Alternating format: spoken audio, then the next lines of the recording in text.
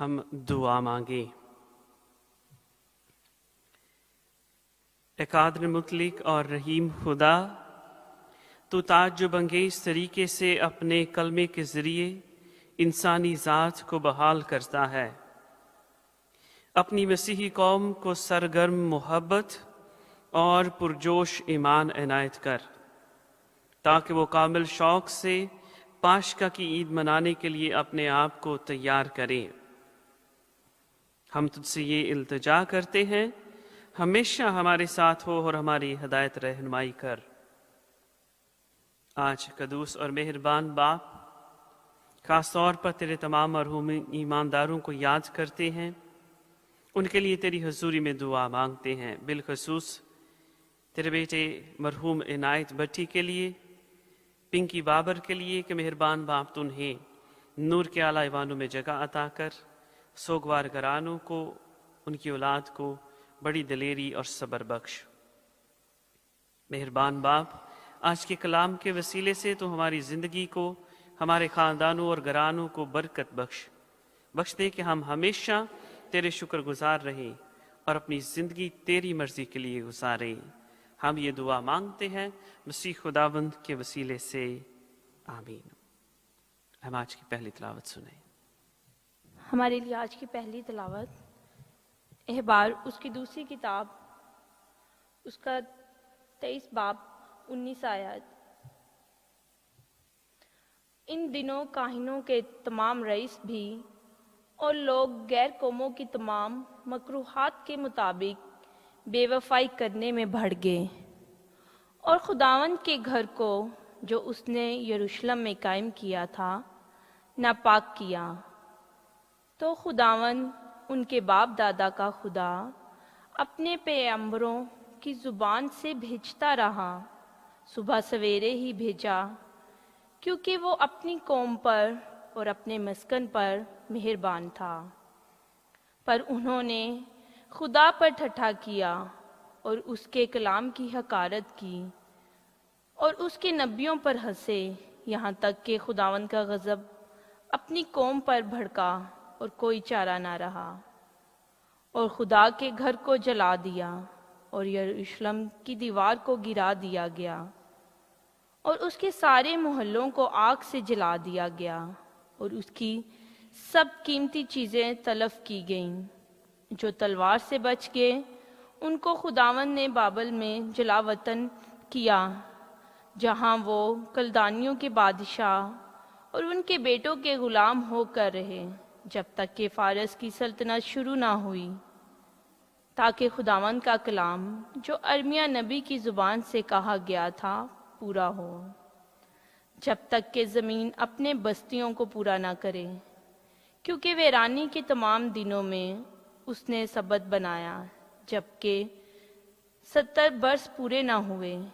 مگر شاہ فارس کو رشک کے پہلے سال میں خداوند کی روح نے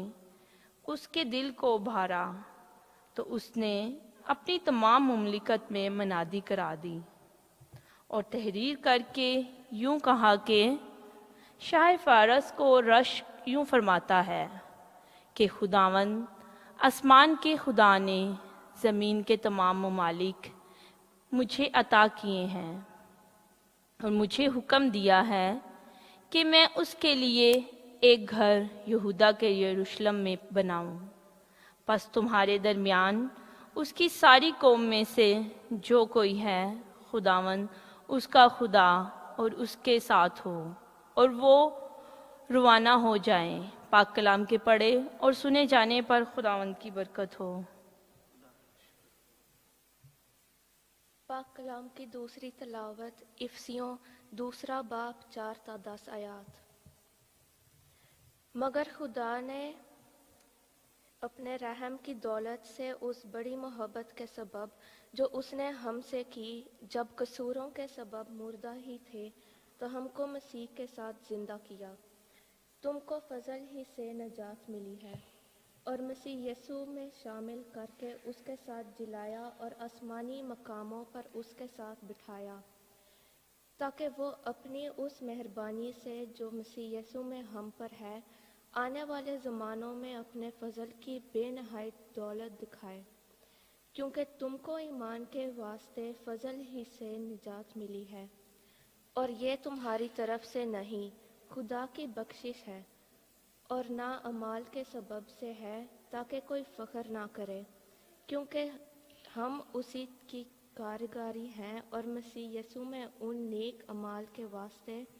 मखलूक हुए जिनको खुदा ने पहले से हमारे करने के लिए तैयार किया था। पाक कलाम के पढ़े और सुने जाने पर खुदावंद की खास बरकत हो। खुदावंद आपके साथ हो।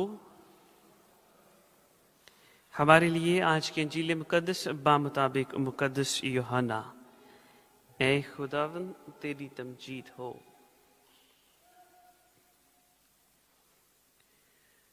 उस वक्त यीशु ने निकोदेमस से कहा, जिस तरह मूसा ने सांप को बियाबान में बुलंद किया, उसी तरह जरूर है कि इब्ने इंसान भी बुलंद किया जाए, ताकि जो कोई उस पर ईमान लाए हलाक ना हो, बल्कि हमेशा की जिंदगी पाए। क्योंकि खुदा ने दुनिया को ऐसा प्यार किया कि उसने अपना इकलौता बेटा बख्श दिया, ताकि जो कोई उस पर ईमान लाए हलाक न हो, बल्कि हमेशा की जिंदगी पाए। क्योंकि खुदा ने अपने बेटे को दुनिया में इसलिए नहीं भेजा कि वो दुनिया पर फतवा दे, बल्कि इसलिए कि दुनिया उसके वसीले से नजात पाए। जो उस पर ईमान लाता है उस पर फतवा ना दिया जाएगा, लेकिन जो उस पर ईमान नहीं लाता उस पर फतवा हो चुका, क्योंकि वो खुदा के इकलौते बेटे के नाम पर ईमान ना लाया। और फतवा ये है कि नूर दुनिया में आया और आदमियों ने तारीकी को नूर से ज्यादा प्यार किया, क्योंकि उनके काम बुरे थे। क्योंकि जो कोई बदी करता है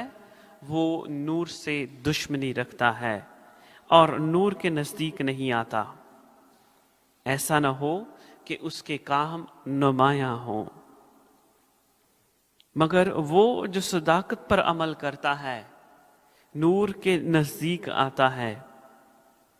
ताकि उसके काम नुमायां हों, क्योंकि वो खुदा में किए गए हैं।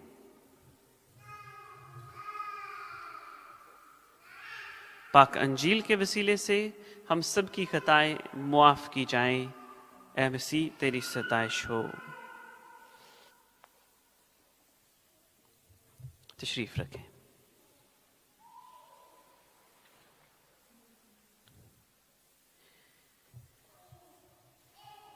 मसीह खुदाबंद में मेरे असीस भाई और बहनों,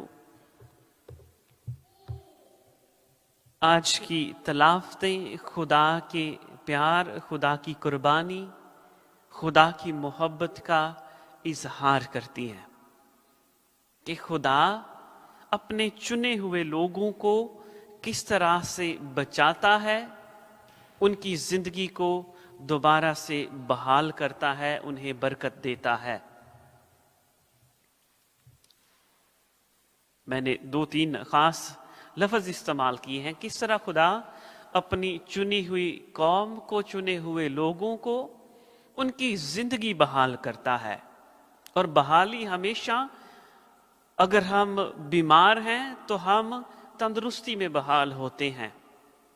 अगर हम गुलाम हैं तो हम जो आज़ादी की जिंदगी है उसमें बहाल होते हैं, अगर गुनाह में हैं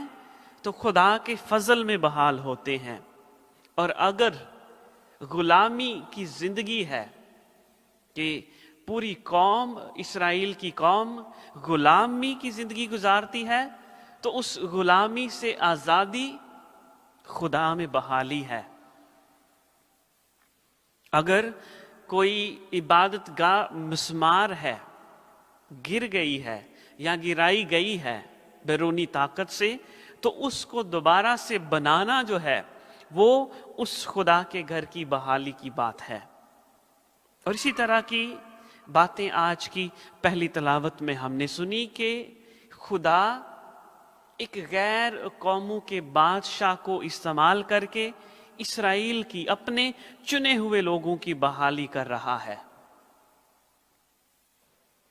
کہ اسرائیل کی قوم، چنے ہوئے لوگ، وعدہ کیے ہوئے لوگ، وعدے کی سرزمین میں آ کر بھی وہ وہاں پر غلامی کا تجربہ کرتے ہیں۔ کوئی اور بادشاہ جو ہے وہ انہیں غلام بنا کر کچھ کو قتل کرتا ہے اور کچھ کو اپنے ساتھ واپس لے جاتا ہے۔ ہم اسے تھیولوجی میں کہتے ہیں کہ وہ کریم آف پیپل، کہ ان سب کو کیا کرتا ہے، یہ بادشاہ اور اس کے کمانڈر اور اس کے سارے سپاہی ان کو ہلاک کرتے ہیں اور کچھ کو قیدی بندی بنا کر اپنے ساتھ ملک میں لے جاتے ہیں، تاکہ وہ ان کے ملک میں ان کے لیے کام کرے، ان کی غلامی کرے۔ لیکن خدا ایک ایسے بادشاہ کو بھیجتا ہے جو خدا ترس ہے، جو اسرائیل کی بحالی کے لیے دو کام کرتا ہے، دو کام خاص طور پر۔ شاہ کورس، بادشاہ کورس، یہ اسی طرح ہے کہ جس طرح پاکستان میں اگر سیاست سے کافی لگاؤ رکھتے ہیں تو ہم سب مسیحی جو ہیں وہ ہم کہتے ہیں کہ مشرف کی جو گورنمنٹ تھی وہ بڑی اچھی تھی، مشرف کمانڈر تھا اور فوجی حکومت تھی تب، تو ہم یہ کہتے ہیں کہ ہم مسیحیوں کے لیے اس کی حکومت جو تھی وہ بہت اچھی تھی، کیونکہ معاملات جو تھے وہ اچھے طریقے سے چل رہے تھے۔ اسی طرح اگر ہم مشرف کو یاد رکھتے ہیں تو بائبل کے لحاظ سے اسرائیل کی چنی ہوئی قوم کبھی بھی شاہ کورش، جو کہ فارس کا بادشاہ ہے، اس کو نہیں بھولتے، کیونکہ اس نے دو اہم کام کیے ہیں۔ سب سے بڑا اور پہلا کام، اس نے جس قوم کی، اسرائیل کی قوم غلام تھی، اس پر حاوی ہو کر اسرائیلیوں کو اپنے ملک میں واپس جانے کے لیے کہہ دیا کہ آپ اپنے ملک میں آزاد ہیں،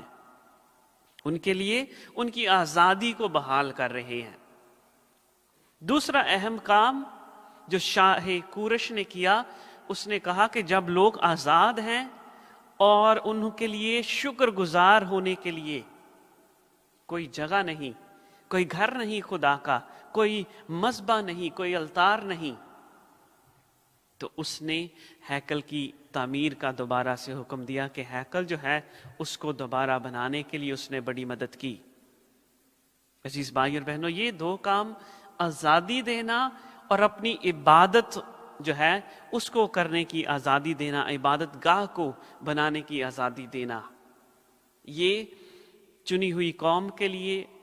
اس دور میں یہ واقعی ایمان میں اور فضل میں آگے بڑھنے کے کام تھے۔ اس لیے خدا ہمیشہ اپنی چنی ہوئی قوم کے ساتھ کھڑا رہتا ہے، ان کو بحال کرتا ہے۔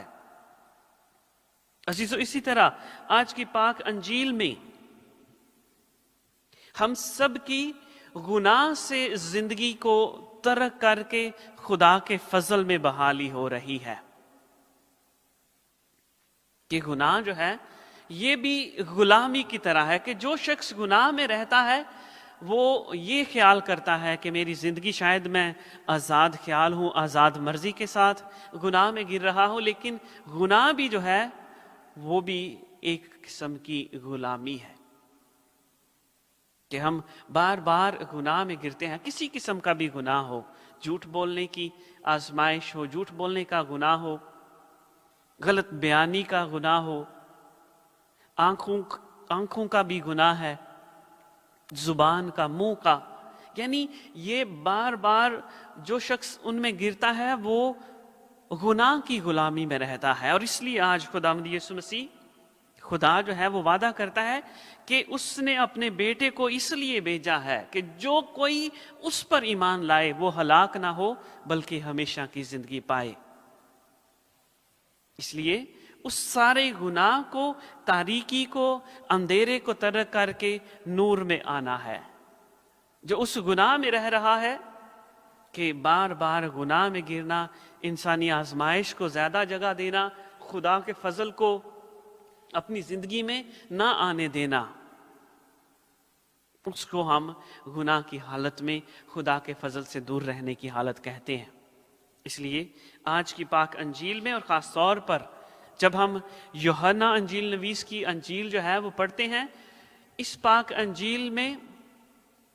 علامتیں اور سمبل استعمال کیے گئے ہیں۔ اس میں اہم سمبل ہیں نور کا، گناہ سے دوری کرنے کا یعنی آزادی کا،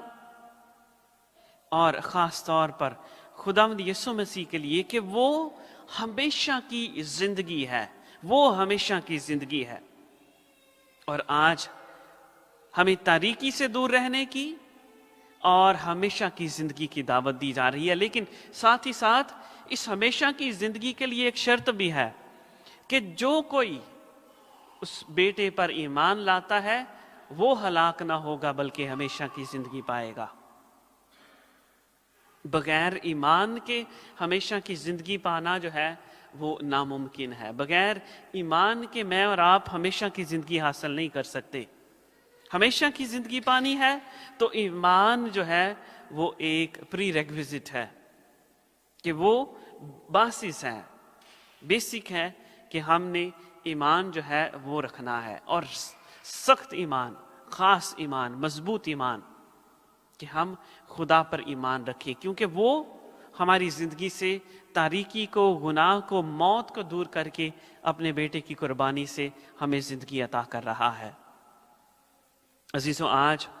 روزوں کے دورانی کا آدھا سفر جو ہے وہ ختم، اور ابھی ہم دوسرے حصے میں شامل ہو رہے ہیں،